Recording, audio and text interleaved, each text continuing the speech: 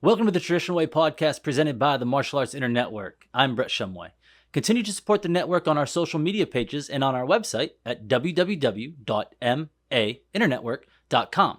On today's episode, I'm going to take a look at the results from the first Karate One Youth League event of 2025 season that took place February 20th through the 23rd in Fujairah, United Arab Emirates. This event was huge, with over 2,300 athletes from 87 countries present to compete. But before we get to those results, I want to follow up from my last show and give some information on the individual neutral athletes. Now, on the last episode, I stated that I was unsure of how those athletes were going to be ranked as it relates to the Premier League.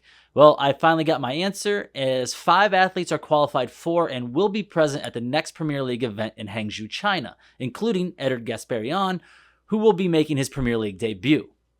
With that, let's take a look at those Youth League results. We start in the minus 47 kilogram division, where Malik Afifi keeps her perfect record in the Youth League as the world number 1 wins the final matchup 3-0, adding to her impressive 92.86% win rate. Serenov Lapasova makes her debut in the WKF and puts on a show in the minus 54 kilogram division, averaging 7.5 points scored per match on her way to her gold medal. She won the final 8-5. A close fight in the minus 61 kilogram division as Hala Afifi wins her first WKF medal, securing the gold by Senshu in the final match. The world number 4, Maiza Sariti, upsets the world number 1 in the over 61 kilogram division, taking the final matchup by a score of 3-1. Newcomer Nurasel Nursit comes out of nowhere in the minus 52 kilogram division to defeat the world number 1 and reigning world champion in the division in the final match, where he would secure the gold by a score of 2-1. Mohamed Abdullahi Garab wins the minus 57 kilogram division final by a score of 2-0 in his last attempt in the cadet categories, as he turns 16 4 days after the event and will move up in category at the next Youth League event. In the minus 63 kilogram division, first-timer Takamasa Yatoji dominates the final matchup by the 8-point spread to secure his first medal of this event. Sungar Kanibak secures his 5th WKF medal in his 6th event as the world number 2 wins the final matchup 2-0. And in the over 70 kilogram division, Saged Shaheen wins a tight matchup by Senshu to take the final in his first WKF event. In the female kata division, it was the Shotokan styling of Zaskia Salarante that would take home the gold, as her performance of Unsu in the final match was enough to outscore her opponent by 0.5 points and secure her first WKF gold medal. And in the male kata division, Takamasa Yatoji would win the final matchup by 1.8 points, with his performance of Super Empe securing his 2nd gold medal of the event. Not a bad start for his first time out within the WKF.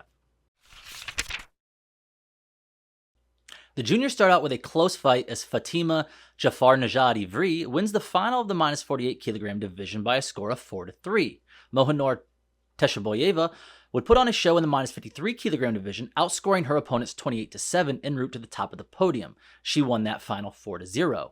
In the minus 59 kilogram division, Sofia Liascalo would only give up 1 point on her way to the gold medal match, where she would win the final 4-0 and back up her gold from Venice to end the 2024 season. Yasmin Abuzid would win her first WKF medal in the minus 66 kilogram division, as she won the final matchup 3-0. And in the over 66 kilogram division, the world number 2, Amelie Hakova, would win the final matchup by 3 points to secure her 17th WKF medal. The boys started off with Demurkmad Eiderbeck winning the minus 55 kilogram division by disqualification of his opponent due to penalties. This was his first WKF medal. Daniel Bamalian wins the minus 61 kilogram division in his 2nd attempt within the WKF, where he would defeat the world number 11 ranked fighter in a close fight that ended 3-2. In the minus 68 kilogram division, we see the world number 1 Rayan Zuini top the podium, winning the final matchup by a score of 10-4. Suran Kosakian would see his first medal in the WKF, as he would take the final of the minus 76 kilogram division by a score of 3-2. And rounding out the junior kumite, the over 76 kilogram division saw world number 1 Abdullah Al-Khatani walk through this division, outscoring his opponents 33-3 on his way to his 3rd gold medal in his last 3 events. The female kata division would see an all-Portuguese final, where the world number 1 Rita Marquez performance of Ohan Dai would best her countrywoman by 0.8 points and secure her 7th career gold medal within the WKF.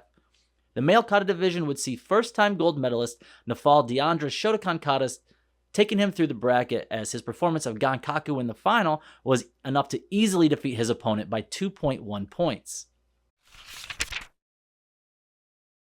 WKF veteran Teodora Saniva finally gets her gold medal in the minus 50 kilogram division, as she would only give up 1 point on her way to the final, where she'd win that fight by a score of 2-0.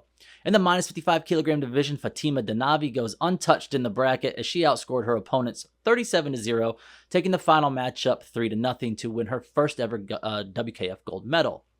Altana Basangova wins her first medal as an adult in the minus 61 kilogram division, where she would easily win that final by a score of 7-0. A lot of close fights for Ada Bikmatova in the minus 68 kilogram bracket, as she would secure her first ever WKF medal in the final match by a score of 6-5. And in the over 68 kilogram division, we saw Hanane Saleh Hilahe Marzi win her first ever WKF medal in the final, where she would dominate that matchup 9-1. The men start out with Abdulfazil Hamdamju putting on a performance where he outscored the rest of the division 25-4. He would take the final decisively by the 8-point spread. In the minus 67 kilogram division, Jordan Sabile took home his first WKF medal, edging out his opponent by a score of 2-1 in the final.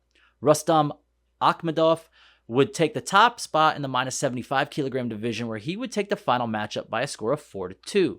Edard Gasparian remains perfect in 2025, as he wins his third event in a row in the minus 84 kilogram division, beating his opponent 4-0 in the final. And in the over 84 kilogram division, we see Amir Zuawi win his first gold medal, pulling out a close victory by 1 point in that final match. In the female kata division, we see a veteran competitor, Chiara Manca, top the podium and add to her medal count, as her performance of Paparin in the final topped her opponent by 2 full points. And in the male kata division, we see Guido Policinelli repeat as a gold medalist at this event, as he would win the Shotokan Showdown from his countryman and training partner, Luigi Mattaccioni, as Guido's performance of Godashio Sho would win the final by 0.7 points. One topic I never tire of discussing is the American presence in the WKF, and this event would showcase 8 American athletes that would place in the top 10 within their respective division.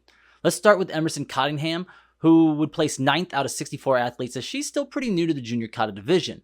Ken Ochoa would also place 9th in the junior minus 55 kilogram division. Tristam Bridgeford takes 7th in his first WKF event, not a bad way to start out. Flay Goodman would place 5th in the cadet minus 57 kilogram division and 9th in the cadet kata division, as this was only his second youth league event for the two-way athlete. Michael Molinaro would take 5th in the junior over 76 kilogram fighting. Nice debut for Edmund Juo, as he would take home the bronze in the cadet kata division. And finally, Luis Corral would take home the silver medal in the junior minus 68 kilogram division. Now, these young stars are starting to see the results at this level, and I hope that they continue to compete within the WKF. And with that, I want to thank you guys for watching another episode of The Traditional Way. On the next episode, it's time for the second event of the year for the Premier League, as the top athletes in each veterans divisions travel to Hangzhou, China to improve their spots and standings with their hopes of becoming the grand winner for 2025. Until then, continue to support and watch all the great programming available on the Martial Arts Center Network. Until next time, guys.